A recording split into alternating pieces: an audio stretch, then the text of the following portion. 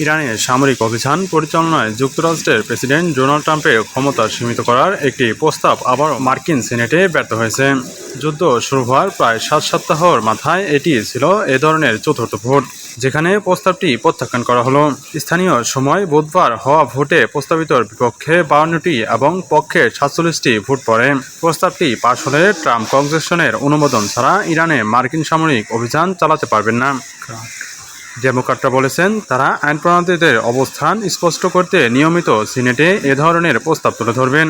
ভার্জিনিয়ার senator Tim Kane বিবিসিকে বলেন, vote সফল না হলেও এই প্রস্তাব জনগণকে বুঝতে সহায়তা করবে যে এই যুদ্ধের দায় কার কাঁধে।